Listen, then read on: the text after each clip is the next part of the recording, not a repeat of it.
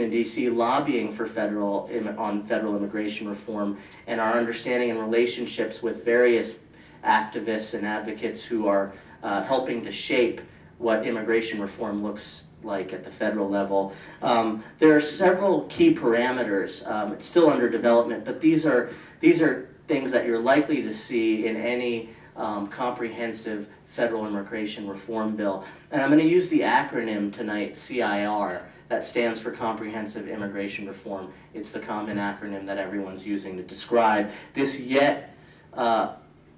this bill that still has not been introduced, so we haven't seen it in print. A lot of this is just trying to figure out what it's going to include. But certainly the critical piece and the backbone of the bill is going to be a path to legalization for at least some subset of the undocumented immigrant population in the United States, which is estimated to be approximately about 12 million people, but the statistics vary a little bit.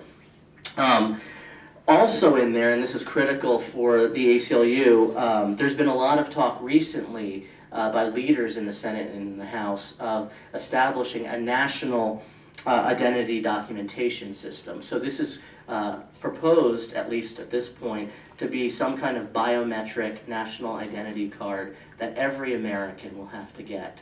And so it'll require everyone to go in, get fingerprinted, photographed, potentially even have eye scans, and that data will be stored electronically in databases.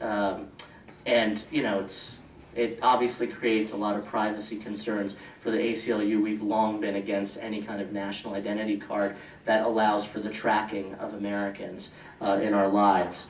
So it's initially proposed to be kind of a worker verification, an employment verification system, but obviously that information can be used for a lot of different causes, and so that causes a lot of concern for us. We're definitely likely to see some kind of increased federal, state, and local enforcement, and really the devil's going to be in the details. Everyone's focus is on legalization, but there are going to be a lot of trade-offs for legalization, so what does that mean? We're certainly going to see enhanced border enforcement. You've probably heard talk about creating a wall along the southern border, all 700 miles of it.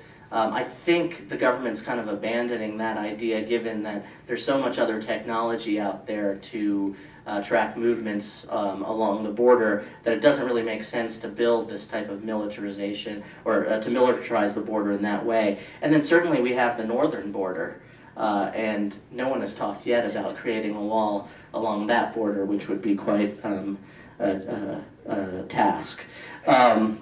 Guest worker program, there's been a lot of talk about, rather than having kind of a comprehensive legalization, path legalization, maybe creating programs for, to bring workers into the United States for specific industries. And then finally, these aren't all the things that are going to be in the Act, but some kind of mechanism to grant what we call the DREAM Act.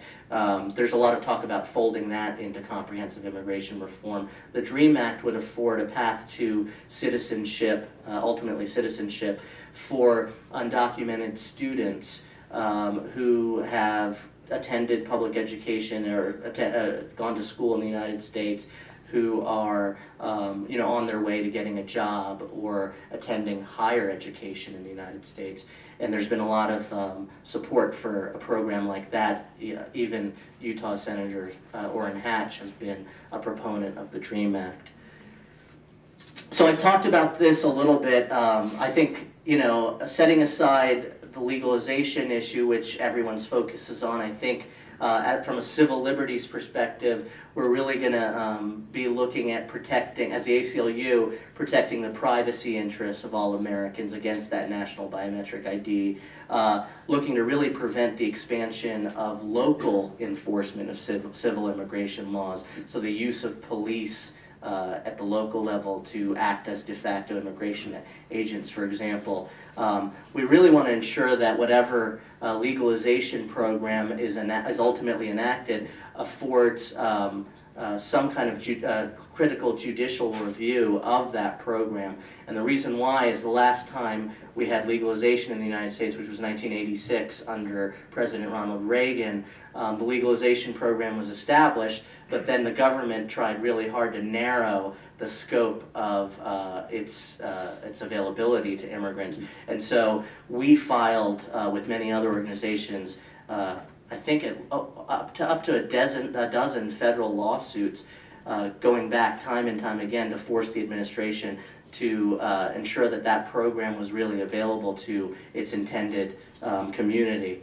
And so we're likely to see something like that again, but since 1986, there's been stripping of the court's review over the federal administrative action. So we're a little bit worried about that and want to ensure that we can go to court to ensure that the federal government is implementing the program effectively. And then just want to ensure that there's no preventing new kind of civil immigration detention mandates. And so what you've probably also heard a lot about is how the population of immigrants that we're detaining in this country for civil violations of immigration laws has just skyrocketed. And there's almost like a prison industrial complex that's focused specifically on detaining immigrants. And the government, under the Bush administration, has contracted with private prison facilities all over the country that have no prison inmates in them to detain immigrants who are in violation of civil laws in these penal institutions, which are designed for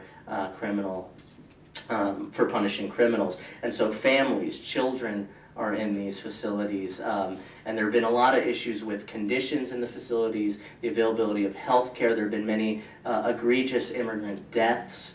There's been mandatory detention and prolonged and indefinite detention at times while people wait to have their hearing before an immigration court. So we're looking at that. And finally, we also want to look at restoring some of the due process that was streamlined in immigration proceedings the last time Congress took on immigration reform. So that's another thing that we're looking at. So here's what's happening with comprehensive immigration reform right now at the federal level. Folks may remember that before Democrats regained control of Congress in December of 2005, Congressman Sensenbrenner from Wisconsin carried a bill that would have criminalized the mere presence of immigrants in the United States without or the mere presence of undocumented immigrants in the United States. And so what happened was people kind of marched spontaneously around the country. You saw huge rallies and marches. I'm sure people kind of remember that in the news. And Congress quickly stepped away from criminalizing people just for being present in the United States. And that's actually a myth that people often propagate on the anti-immigrant side, that simply being in the United States without documentation is a criminal violation. It's actually not.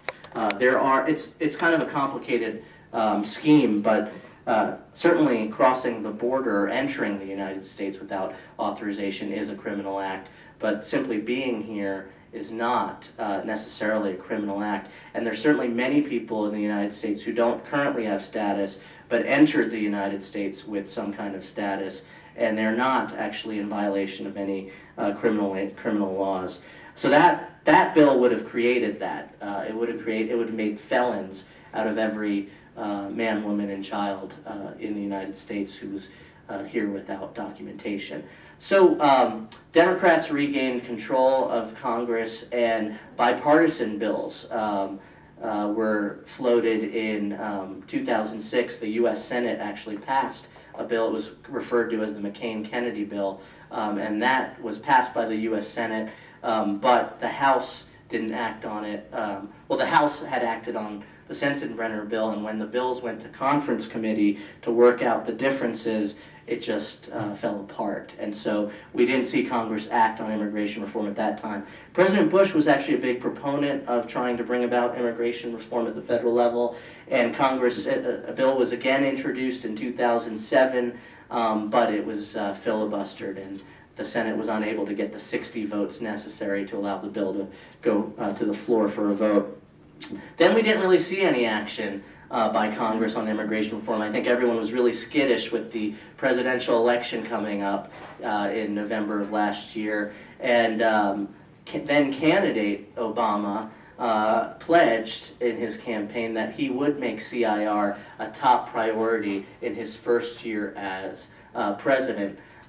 We've all know, if anyone following the news knows, that it's been a challenging first year for President Obama with Congress.